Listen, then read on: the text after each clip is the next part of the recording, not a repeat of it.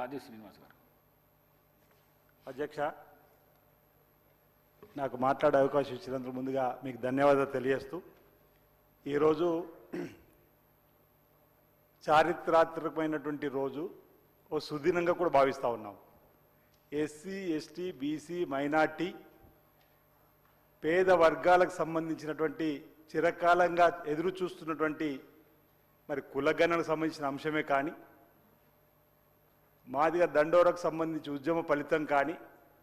ఏదైతే రెండు ప్రధాన అంశాలు ఈరోజు అసెంబ్లీలో చర్చించుకొని రాబో రోజుల్లో మా యొక్క వాటా మాకు దక్కుతున్న ఒక నమ్మకాన్ని కలిగించడంతో పాటు జరగబోయే ఎన్నికల్లో కూడా రిజర్వేషన్లను పార్టీ పరంగా మేము ఇవ్వడానికి సిద్ధంగా ఉన్నటువంటి మాట చెప్తూ ఈరోజు మనకు రాజ్యాంగ పరంగా కూడా సాధించుకోవడం కోసం చేసే ప్రయత్నం చేయడం అవుతుందో అది అభినందనీయమైన మాట ఈ సందర్భం చెప్తూ, అధ్యక్ష, ఈరోజు మా బీసీ జనాభా లెక్కల ఆధారంగా మా వాటా మాకు రాబోతుందని చెప్పినటువంటిది రాజ్యాంగ పరంగా కానీ రాజకీయంగా కానీ రేపు భవిష్యత్తులో విద్యా ఉపాధి ఉద్యోగాలు కూడా అవకాశం కలిగేటువంటి అవకాశం ఈరోజు రావడం అనేది మేము అదృష్టంగా భావిస్తూ ఉన్నాం. బీసీల అభ్యున్నతి, బీసీ సాధికారత ఒక కాంగ్రెస్తోనే సాధ్యమనేటువంటి మాట. ఈ ప్రభుత్వం వచ్చినాక బీసీ కమిషన్ను నియమించడం, పలు బలహీన వర్గాలకు సంబంధించిన కులాలకు కార్పొరేషన్లు నియమించడం, తొలి ఏడాదిలోనే వారు 10 సంవత్సరాల్లో 1,00,000 కోట్లు బీసీలకు బడ్జెట్లో పెట్టినా కేవలం 29,000 కోట్ల వాళ్ళ ఖర్చు ఉంటే, ఈ తొలి ఏడాదిలోనే మా బీసీల కోసం ఈ బడ్జెట్లో 9,200 కోట్లను కూడా ఏర్పాటు చేసుకున్నటువంటి సందర్భం ఈ సందర్భంగా గుర్తు చేస్తూ, ఈరోజు చేనేత కార్మికులకు చేతులిచ్చే కార్యక్రమం కానీ, ఈరోజు బీసీలకు ముందుకు తీసుకుపోయేటువంటి కార్యక్రమం చేసినటువంటి సందర్భం కూడా మనందరూ కూడా గమనించిన, అధ్యక్ష. అంటే ఈ గౌరవ ముఖ్యమంత్రి రేవంత్ రెడ్డి గారి నాయకత్వంలో గౌరవ డిప్యూటీ సీఎం గారు అదేవిధంగా మంత్రులందరూ కూడా ఈరోజు అందరూ కూడా భావోద్వేగంతో మాట్లాడే క్రమంలో గౌరవ ముఖ్యమంత్రి గారి ప్రసంగం కూడా ప్రజల్లోకి వెళ్ళిన క్రమంలో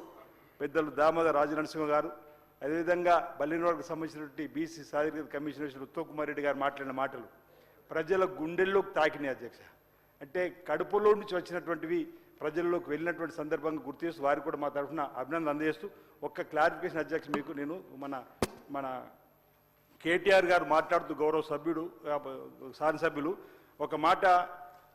51% అంటే వాళ్ళు చెప్పింది అధికారికంగా డొమైన్ లేకున్నప్పటికీ గౌరవ ముఖ్యమంత్రి చెప్పినప్పుడు 33 పేజీలు ఉన్నటువంటి దానిలో వారు మాట్లాడినప్పుడు 61% అన్నారు. 51% ఉందని మనం చెప్తే బీసీలకు సంబంధించి మైనార్టీలకు 10% కలుపుకుని 61% ఇచ్చినామని చెప్పని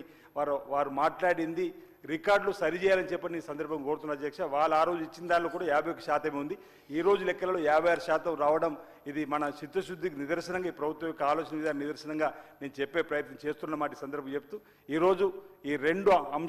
అంశాలలో మరి పేద ప్రజలకు అండగా కాంగ్రెస్ పార్టీ ఉంటుందనేటువంటి ఆలోచన ఈ సభ ద్వారా తీసుకొచ్చినందుకు నేను ధన్యవాదాలు తెలియజేస్తూ, గౌరవ ముఖ్యమంత్రి రేవంత్ రెడ్డి గారికి